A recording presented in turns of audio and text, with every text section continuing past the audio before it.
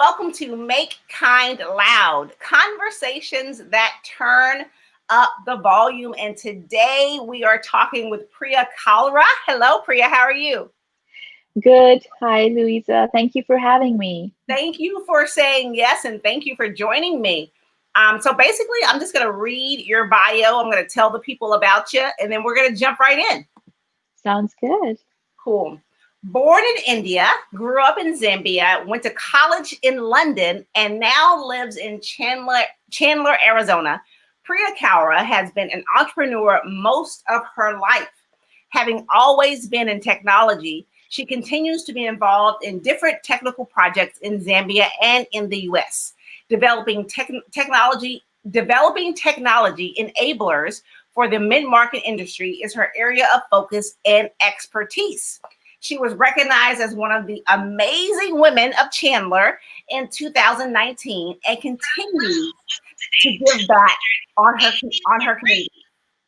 Organizing the annual Chandler's Children's Business Fair, which gives young entrepreneurs a chance to show off their creative business ideas and sell at a one-day event to the public. Serving on the City of Chandler's Citizen Bond Exploratory Committee, Information Technology Subcommittee. Being an advocate for cancer survivors, sharing the truth about her and their cancer journeys and challenges with the hope of helping others in a similar situation. I love all of that. So basically, you are so worldly. Born in India, grew up in Zambia, went to school in London. Now you're in the USA. Tell me like how all of that transpired. Well, I was 5 when my parents decided to move to Zambia, Africa, for a better opportunity. And, my dad just decided to come there for a couple of years and head back to India, but that never happens. He's still waiting for those couple of years to be over.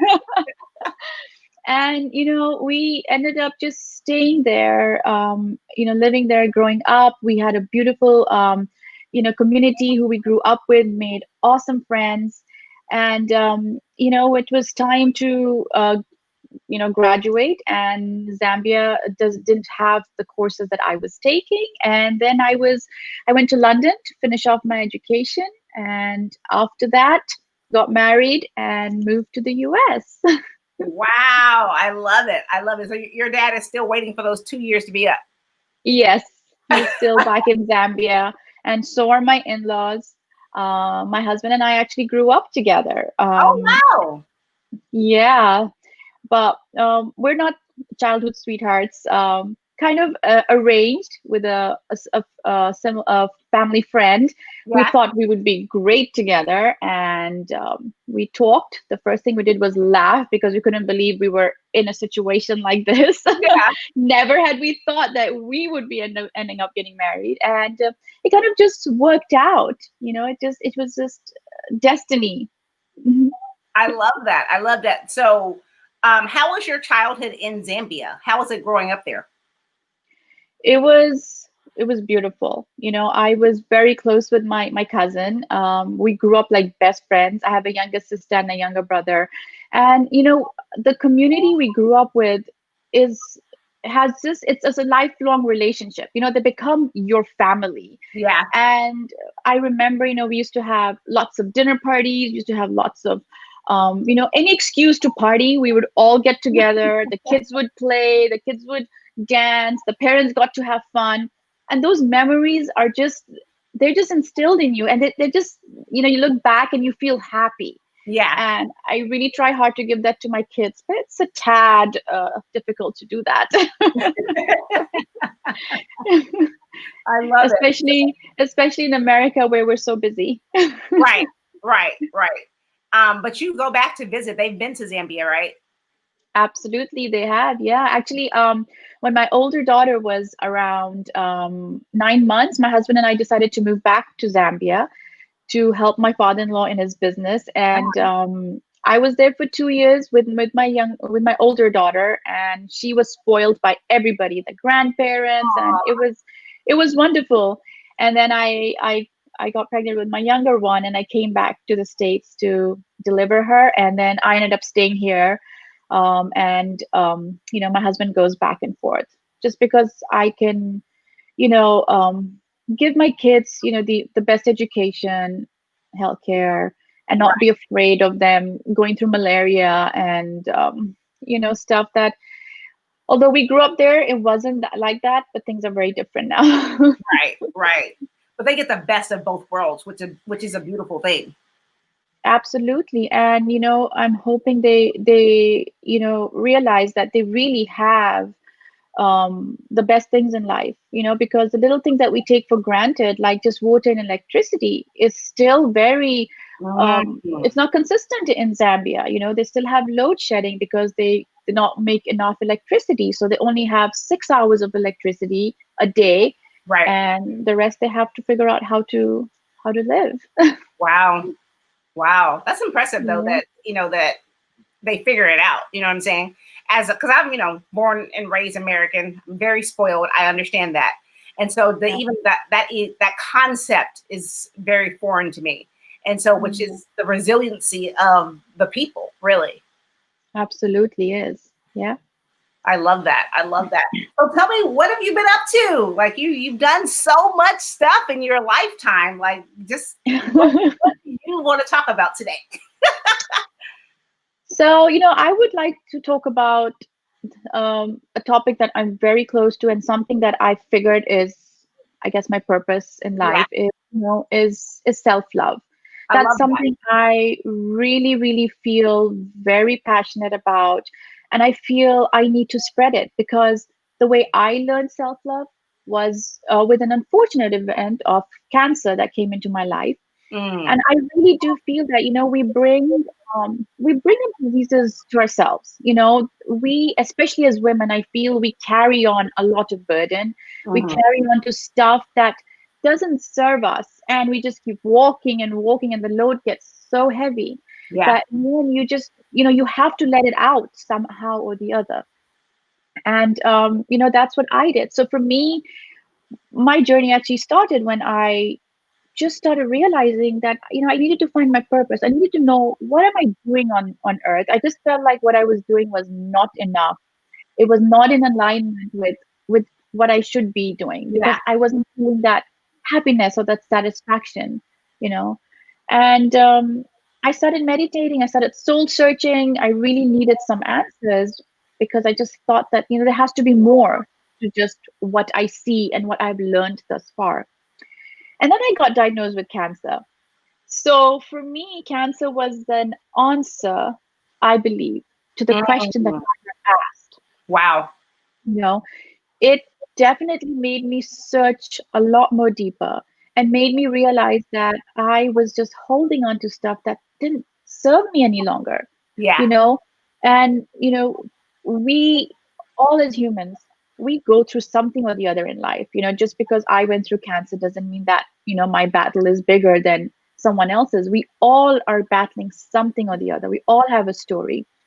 But I feel like if I've learned this a hard way, which is going through the cancer, surgery, chemos, you know, let's stop it and, spread the word, and hopefully make other women realize that, they don't have to have an event like cancer or something for them to realize that, what, they are important. They need to love Yes. themselves, you know, and hopefully, leave that message to my girls who are going to grow up in this world when I won't be here. And I'm hoping we leave them with something, I love you that. know. So what Yeah. what made you ask the question initially? Like what was there something that happened that you were like, I need to ask this question? Like what happened? Well, I guess what happened was, as I said, like I got married, I moved to the US, and, trying to figure out how to live in a lifestyle which is very foreign to me, because, growing up in Zambia, you don't have to really live the way we live here, which is you you have help at home, you have drivers to drive you around, Yeah. you kind of take life for granted, as I said. And then when I went to London, I remember it was me, I guess, getting ready to embrace what's yet to come in the US. And when I moved here, I was like, oh, I'm gonna do the dishes myself, and I'm gonna, do the laundry. And but I think I adjusted really well. My husband always says, you didn't even waste a moment. You took over my closet. I'm like, hey, listen, I'm not gonna sit here and wait for that right moment. I'm just gonna go in and set the record here. Right, right. So, just trying to figure all that out. And, I got to a point where, I was working and then I had my kids and I felt like, okay, now what, right? Got it. We've always shown this, um, you know, I guess, timeline and benchmark that you have to reach at a certain point. You grow up, you get a good education, you find a good husband, you get married, and you have kids. Okay, now what? Because that's all I was taught. Yeah, yeah, And I was like, no, there has to be more. This cannot just be it. And of course, that's what was just taught to me because that was the best my parents knew. But now I need to figure out what is after this so I could teach my girls and, feel that I've done something, feel that I'm going to leave this world with, having done something and made a difference in a couple of people's lives, yeah. because you just never know. I love that. I absolutely love that. And I love the fact that you recognize that your parents did what they knew. They did what they knew. Absolutely. That's what they knew. So that's what they taught you. And but now you're asking more questions so that you can help your girls answer questions for them as they grow up. And I love the evolution of how it's all coming together because you can only teach what you know, right? Absolutely. We can. And I love the fact that you touched that parents taught us what was best for them because they Yeah. were also growing up at Right. that moment. Right. And a lot of times I hear, a lot of people saying, oh, my parents are like this and that's why I'm like this. And sorry. And I just feel like, no, that shouldn't be it because your parents were also growing up when you were growing up. Our parents were also learning the lessons that they had to, and they did the best they could. Yeah. And we cannot blame them for our faults or for the way we are, because at the end of the day, we picked from them what we could, but we are now sensible enough, and I guess we are wise to make the choices and make those changes that will serve us best. Yes. And I totally agree with that.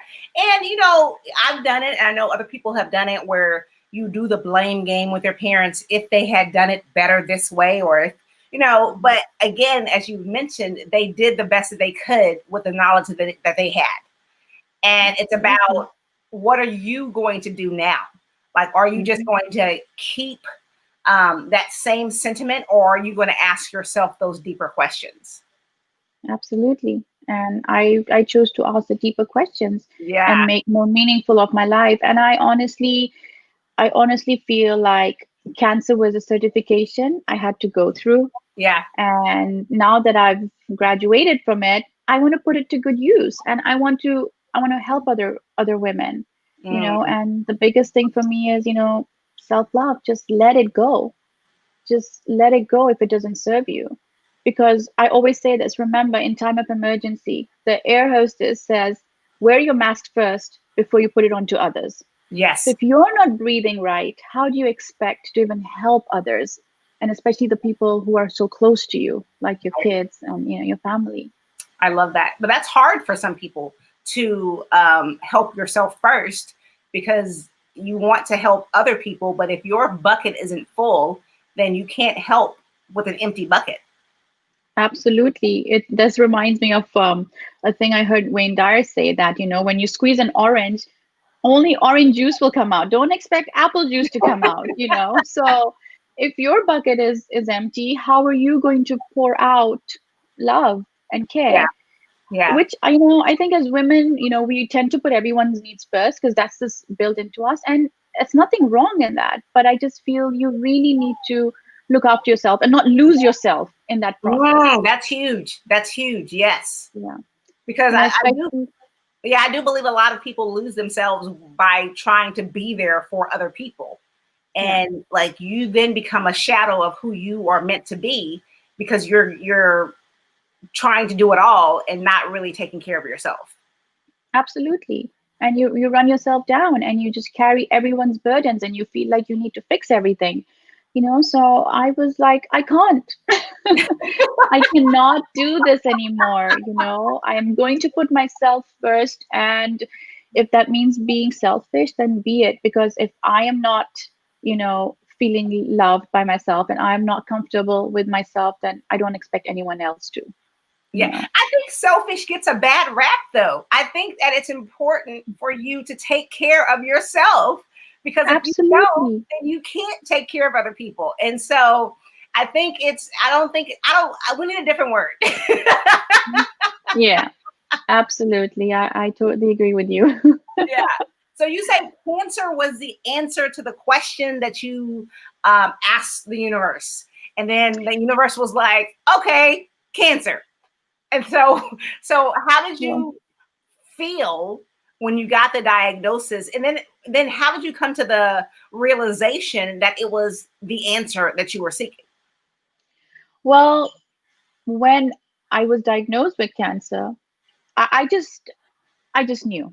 I just knew that Mhm. this has come into my life to teach me a very crucial lesson.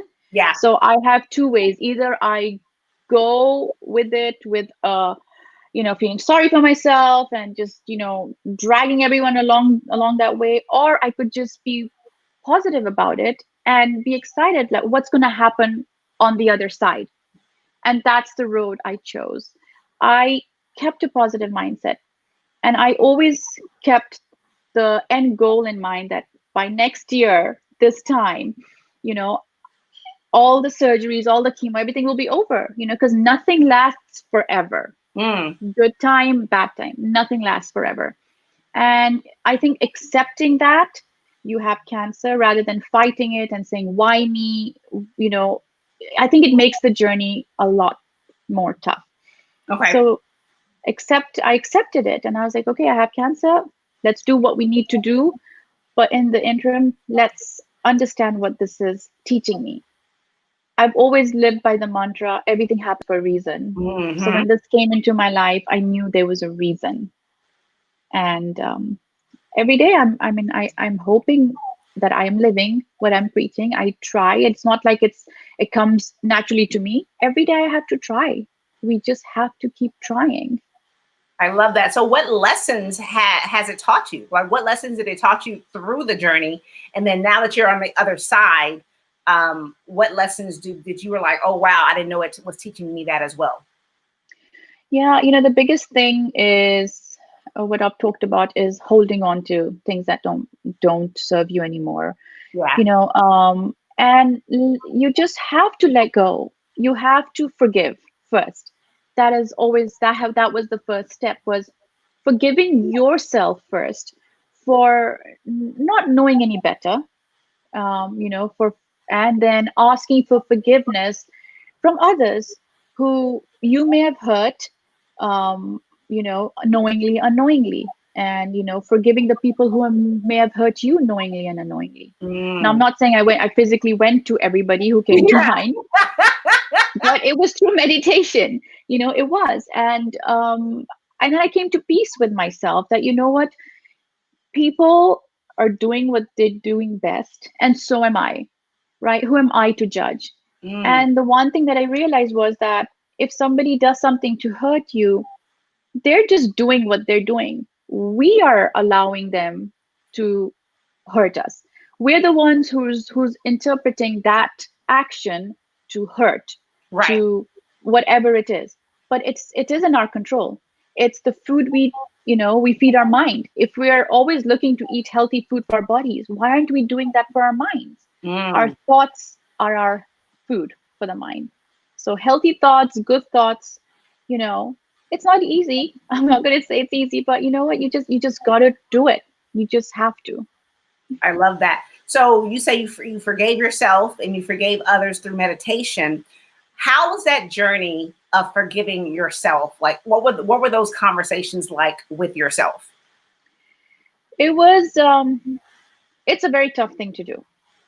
It really is. Yeah. Because, of course, we all have regrets in life. We all look back and say, oh, if I knew better, I wouldn't have done this. If I knew better, I would have done this.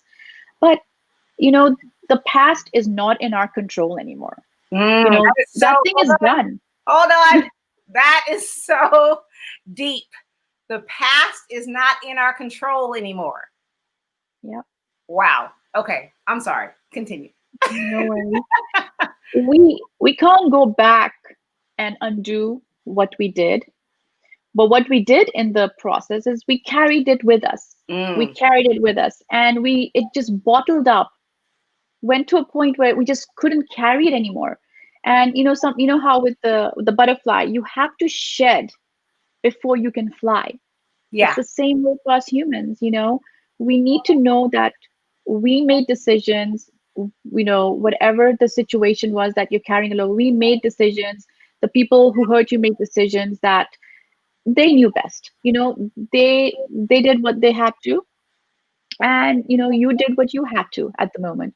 But right now, you have no control over it. So why are you carrying it with you? You Yeah. just got to let it go and focus on today.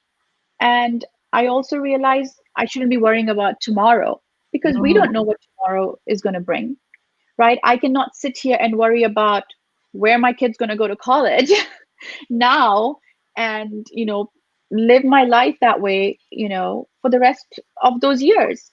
But when the situation comes, we deal with it then. I Right. used to be I used to be a worrier. I used to always worry. I always used to stress. Right. I stopped all that. I was like, I am just hurting myself with this. And it just made me feel so much lighter, Louisa. And when they say that with chemo, we have to shave our heads because the hair falls. And I felt when that happened that was a way to just go back to how life started, and now you have a chance to build a better life that you've always Wow. wanted to. Yeah. So I look at cancer as a second chance to make a better life. It was a wake-up call, and now I can start again, but this time I can start with the way I want to live my life, and I want to make something out of it. And how long has it been since you've been cancer free? I've only been 2 years out from the chemo treatment. Okay. So I think when they say when you reach 5 years and you're cancer free, Got it. Okay. You've been 2 years out. So in the last 2 years, what has changed significantly in your life? Well, I think for starters, I've realized that cancer doesn't start when you get diagnosed. It starts when you walk out after the treatments.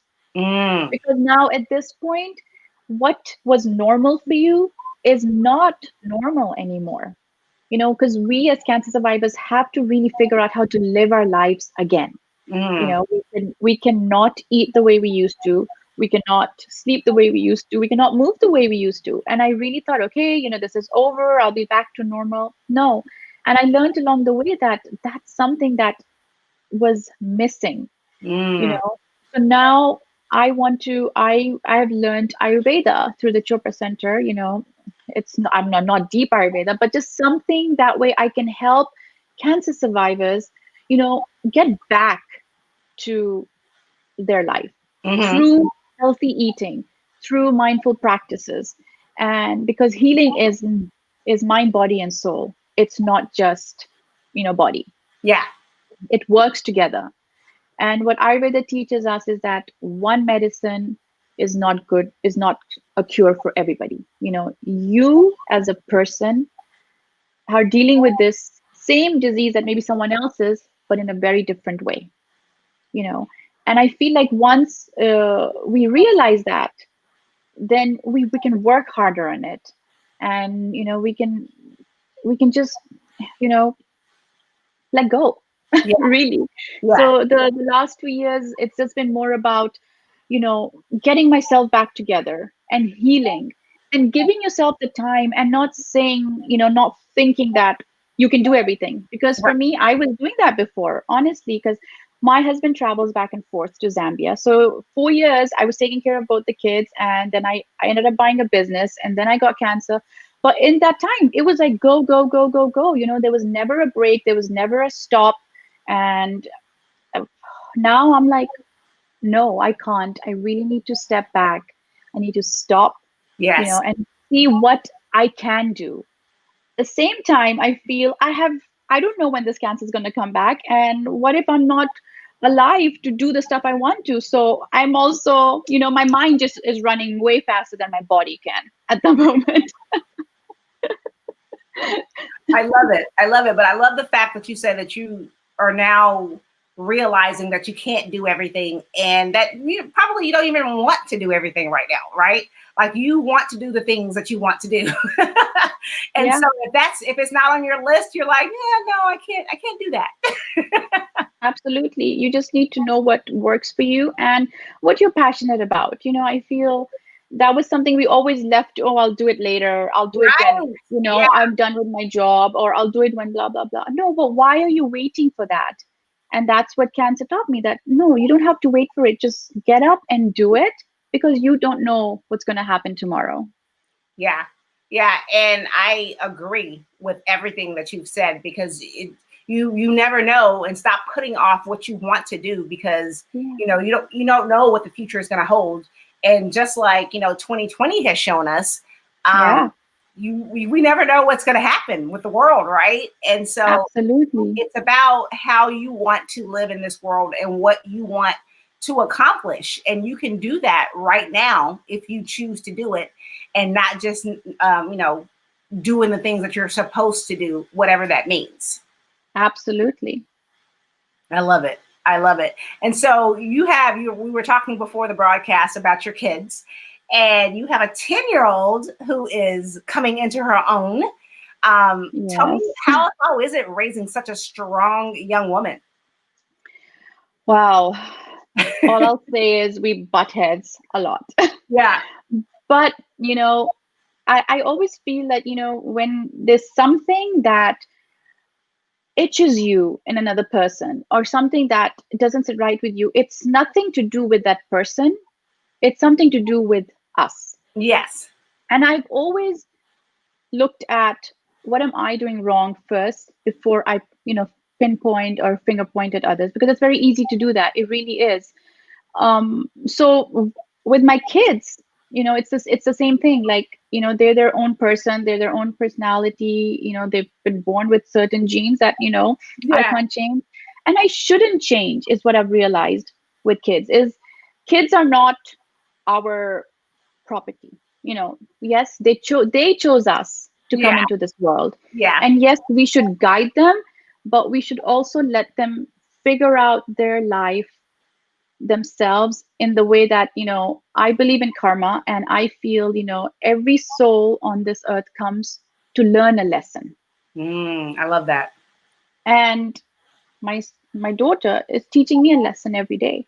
Yeah. She's teaching me that don't be so stuck up, mom. you know don't be so, because what the things we butt head with is definitely me. It's Mhm. not her. She's just been chosen to show me that. I She's my love that. teacher. I love that so much. That first of all, the huge nugget is that your kids don't belong to you. You are just a vessel to get them here. Yeah. And to also know that they're teachers for you, and if Mm, you allow them to teach you about yourself and how you want to be in the world. absolutely. And again, charity begins at home. So if you just learn it with your kids, you can, honestly, I feel like that's what we should apply to everyone around us. There are people we get along with, there are people we don't, there are people we see eye to eye with, and there don't. But don't take it personally, is what I have realized. The person who is here to teach you, they were chosen to teach you that lesson. Mm, And you have to be patient. yeah. And But that's huge though, and it's also hard. It's hard not to take it it personal is. because you feel like you're being attacked or whatever. But in all actuality, is that is going to keep showing up in your life Hmm. until you learn the lesson. And so it's going to keep happening until you allow yourself to receive the lesson, and that can be hard for Yes. for people, and for people to look at themselves and say, no, it's not them. It's something that's I need to work on. Yeah. Absolutely. It is. And I know it's not easy. And we always are very quick to get to the blame game. Yeah. I do that with my husband every day, but that's a different issue. Yes, I do too. We know when you get the husband title, you it comes, it's part of the package. It's part of it's in the fine print. Exactly. You will be But blamed for everything. yeah, it's always your fault. But yeah, it really is something that we have to learn to see what the lesson is. Yeah.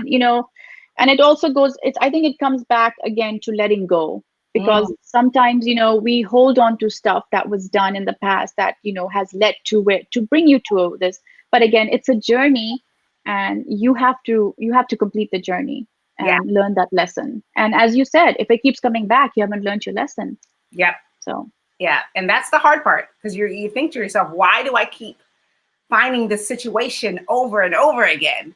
It's because there's absolutely. something in that situation that you need to learn, and you haven't learned it Mhm. yet. So therefore, it's going to keep showing up. That can be Absolutely. frustrating, but Oh yeah. yeah, it's about that self-love that you've been talking about. You've got to be Hmm. patient with yourself, and you got to be honest with yourself too. That Yes. yeah, what am I doing? What is happening? How is this me and not them? So Absolutely. And feel the feelings. It's mhm, okay to feel angry. It's okay to feel sad. It's okay to feel jealous. It's okay to feel envy. Everything, it's okay, because that is human nature. But how do we, have those thoughts with ourselves is the biggest thing. yeah, And I was talking to Tara, and I told her, I was like, the biggest thing that you can do is talk to yourself as your best friend. What advice would you give your best friend if they brought that problem to you and said, "Oh my God, da da da da da"? What would you say to them? yeah, Right? So just say that, have that conversation with yourself. Why are you being hard on yourself? Just let it go. It will be okay. Those are the things we tell our friends. And but why don't we tell ourselves that? Why do we have to make it? Why are we always so hard on ourselves? yeah. Oh, I love that. I love that. That's so beautiful. I can talk to you forever. Not only because of you, but your accent. I love your accent. Thanks. It keeps changing. I don't know where I belong, but I finally I am a U.S. citizen, and actually the year of when I got diagnosed with cancer, earlier on in that year, I became a U.S. citizen. Oh wow. So Yeah. so now at least I belong somewhere. Well, welcome. We're glad you're here. Thank you. Thank you for having me. You're welcome. Thank you for saying yes. This has been such a beautiful conversation. Talking to Priya Kalra about self love, the importance of letting go, and the importance of asking yourself the hard questions, and then listening to the answer when it shows up, however it shows up. So, thank you once again for sharing your time with us, and your light and your energy. Thank you, Isa. Thank you so much. Namaste. Been a namaste, namaste. This has been another episode of Make Kind Loud, conversations that turn up the volume. We'll see you guys next week on a brand new episode. Have a great weekend.